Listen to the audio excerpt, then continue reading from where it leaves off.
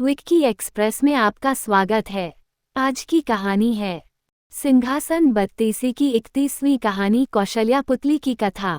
जब 30 बार असफल रहने के बाद एक बार फिर राजा भोज सिंहासन पर बैठने की कोशिश करते हैं तो 31वीं पुतली कौशल्या वहां प्रकट होती है। वह राजा भोज से कहती है, इस सिंहासन पर तुम तभी बैठ सकते हो जब राजा विक्रमादित्य जैसे गुण तुम में हों। इसके साथ ही 31वीं पुतली राजा भोज को राजा विक्रमादित्य की एक कहानी सुनाती है जो इस प्रकार है। समय के साथ साथ राजा विक्रमादित्य बूढ़े हो चले थे और उन्होंने अपनी शक्तियों से ये भी पता कर लिया था कि उनका अंत अब करीब है। अब राजा का ध्यान राजपाट और धर्म कर्म के कामों में ज्यादा लगा रहता था। योग साधना के लिए उन्होंने वन में एक आवास भी बना रखा था।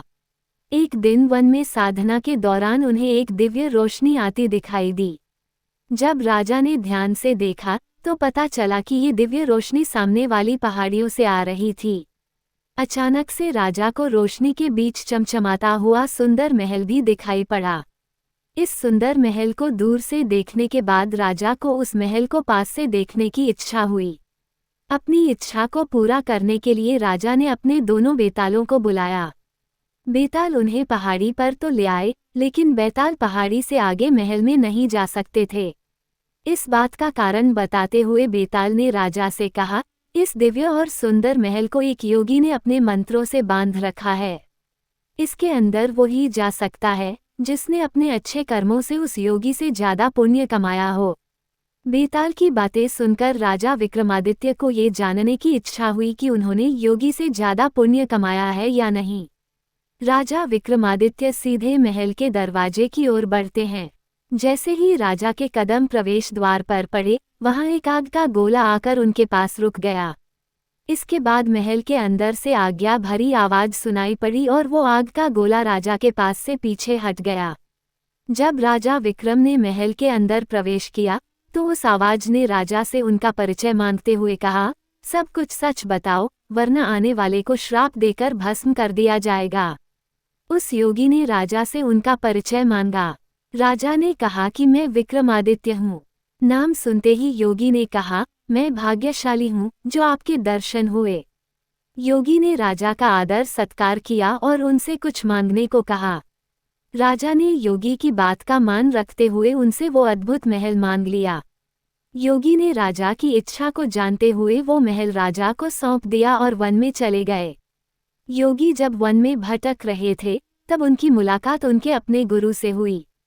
गुरु ने योगी को इस हाल में देखकर वन में भटकने का कारण जानना चाहा तो वह बोले कि मैंने अपना महल राजा विक्रमादित्य को दान कर दिया।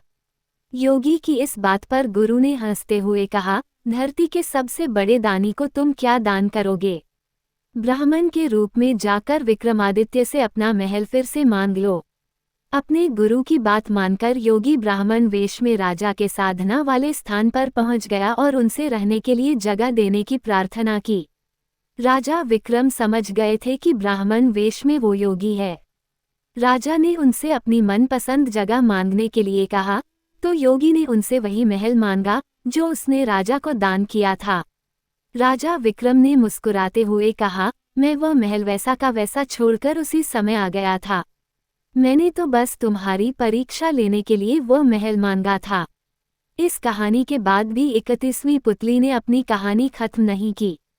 वह आगे बोली, राजा विक्रमादित्य में देवताओं से बढ़कर गुण थे। वे इंद्रासन के अधिकारी माने जाते थे, लेकिन सच तो यह है कि वो देवता नहीं मानव थे जिन्होंने मृत्यु लोक में जन्म लिया था। पुतली ने आगे कहा कि राजा ने एक दिन अपना देह त्याग दिया। राजा की मृत्यु के बाद प्रजा में हाहाकार मच गया। उनकी प्रजा दुख से रोने लगी। जब राजा का अंतिम संस्कार होने वाला था तब उनकी सारी रानियां चिता पर सती होने के लिए बैठ गईं। महाप्रतापी राजा के अंतिम संस्कार के दिन देवताओं ने फूलों की वर्षा कर राजा को आखिरी विदाई दी। राजा के बाद उनके बड़े पुत्र का राजतिलक हुआ और उसे राजा घोषित किया गया, मगर वह अपने पिता के सिंहासन पर नहीं बैठ पाया, जिसका कारण वो समझ नहीं पा रहा था। एक दिन अपने पुत्र के सपने में राजा विक्रम आए और कहा, उस सिंहासन पर बैठने के लिए तुम्हें पुण्य, प्रताप और यश कमाना होगा और जिस दिन तुम इन गुणों की प्राप्ति कर लोगे उस दिन मैं तुम्हारे सपने में आकर बताऊंगा। काफी समय हो चला था, लेकिन राजा विक्रम अपने पुत्र के सपने में नहीं आए, तो पुत्र परेशान हो गया कि वो सिंहासन का क्या करे।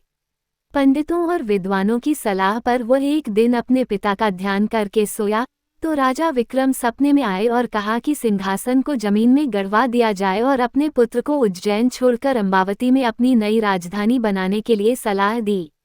राजा ने ये भी कहा कि जब भी धरती पर सर्वगुण संपन्न राजा पैदा होगा, वो सिंहासन खुद ब खुद उसके अधिकार में चला जाएगा।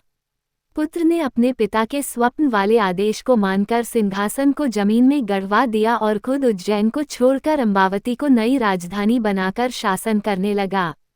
इतना कहकर 31वीं पुतली कौशल्या वहां से उड़ जाती है और राजा भोज फिर से सोच में पड़ जाते हैं। कहानी से सीख। इस कहानी से यह सीख मिलती है कि इंसान को हमेशा अच्छे कर्म करने चाहिए, ताकि पूरी दुनिया आपके अच्छे कर्मों से आपको याद करे। सुनने के लिए धन्यवाद। मेरा चैनल सब्सक्राइब करें, लाइक और शेयर भी करें। धन्यवाद।